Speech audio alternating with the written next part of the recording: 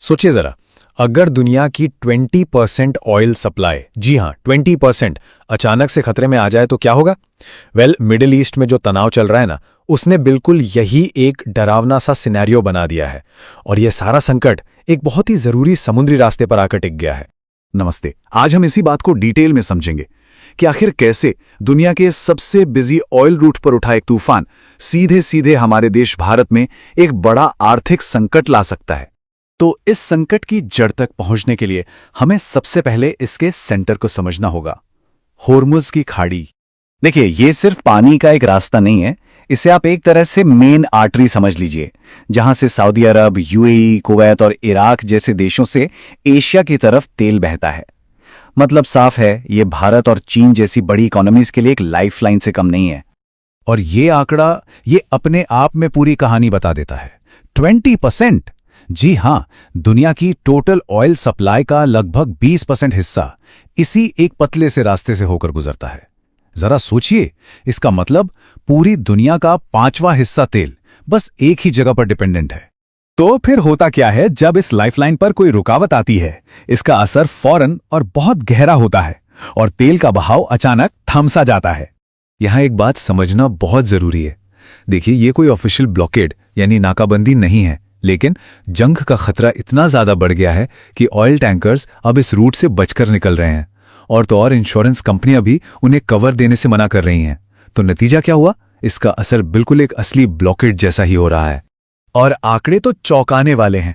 आमतौर पर यहां से रोजाना 16 मिलियन बैरल तेल गुजरता था, आज ये घटकर सिर्फ 4 मिलियन बैरल रह गया है। ये एक जबरदस्त गिरावट है। और इसका कीमतों पर क्या असर होगा? एक्सपर्ट्स का मानना है कि अगर ये रुकावट कुछ और हफ्तों तक चली तो तेल की कीमतें $100 प्रति बैरल के भी पार जा सकती हैं। तो ये जो ग्लोबल ऑयल शॉक है, ये इंडियन इकोनॉमी को कैसे प्रभावित करता है? इसका जवाब छिपा है तेल इंपोर्ट पर हमारी बहुत बड़ी निर्भरता में। ये स्लाइड भारत की सिचुएशन को एकदम साफ दिखाती है। इंडिया अपने क्रूड ऑयल का 85% से भी ज्यादा इंपोर्ट करता है, और इस इंपोर्ट का 40 से 50% हिस्सा वेस्ट एशिया से हॉर्मुज की खाड़ी के इसी रास्ते से आता है।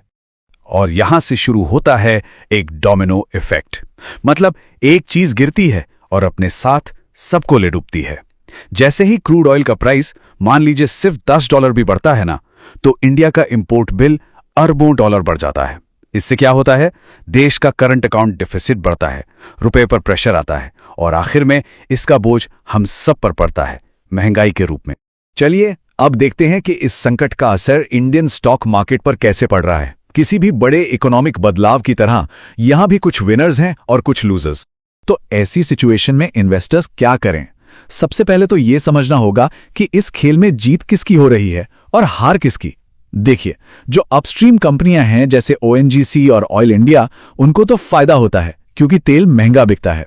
लेकिन दूसरी तरफ आईओसी और बीपीसीएल जैसी डाउनस्ट्रीम कंपनियां हैं, एयरलाइंस हैं, पेंट, टायर कंपनियां हैं, इन सब के लिए तो क्रूड ऑयल रॉ मटेरियल है, तो इनकी लागत बढ़ जाती है और इनको सीधा नुकसान होता है। लेकिन ये लहरें सिर्फ तेल और शेयरों पर ही नहीं रुकती। इस संकट के दूर तक जाने वाले असर हैं जो भारत के एक्सपोर्ट, लॉजिस्टिक्स से लेकर सेफ इन्वेस्टमेंट की तलाश तक हर चीज पर असर डाल रहे हैं। जरा सोचिए एक किसान के बारे में जो यूरोप में आम एक्सपोर्ट करता है।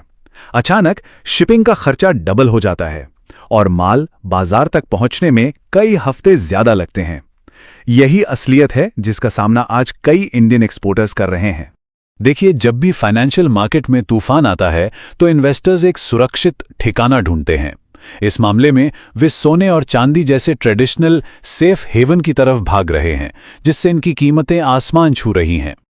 और इस ग्लोबल उछाल का स्केल भी हैरान करने वाला है।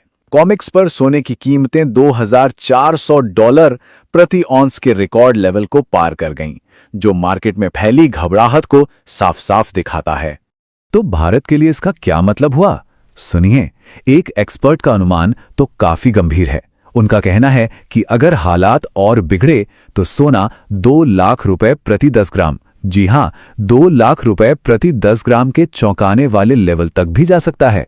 तो इस पूरे विश्लेषण से सबसे जरूरी बातें क्या हैं? चलिए, जो मेन पॉइंट्स हैं उन्हें एक एक करके समझते हैं। पहली बात जो हमें याद रखनी है, हुर्मुज़ की खाड़ी एक ऐसा जियोपॉलिटिकल चोक पॉइंट है जिसका सीधा असर दुनिया की तेल सप्लाई पर पड़ता है। दूसरा, भारत की इकोनॉमी पर इसका असर कैसे होता है?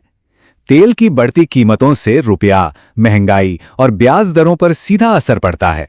तीसरा, इन्वेस्टर्स को किस बात पर नजर रखनी चाहिए? कुछ सेक्टर्स में खतरा है तो कुछ में मौका, और आखिर में इसके बड़े असर क्या हैं? ये संकट सिर्फ तेल नहीं बल्कि ट्रेड और सोने जैसी चीजों पर भी असर डाल रहा है। आखिर में ये पूरा संकट हमें एक बहुत बड़ी सच्चाई याद दिलाता है कि आज हम एक ऐसी दुनिया में रहते हैं जहां सब कुछ आपस में जुड़ा हुआ है। हजारों मील दूर हो रहा एक संघर्ष, उसका असर सीधे हमारी जेब पर महसूस होता है। और ये हमें एक जरूरी सवाल के साथ छोड़ जाता है, इस ग्लोबल उथल पुथल की अगली लहर आखिर क्या होगी?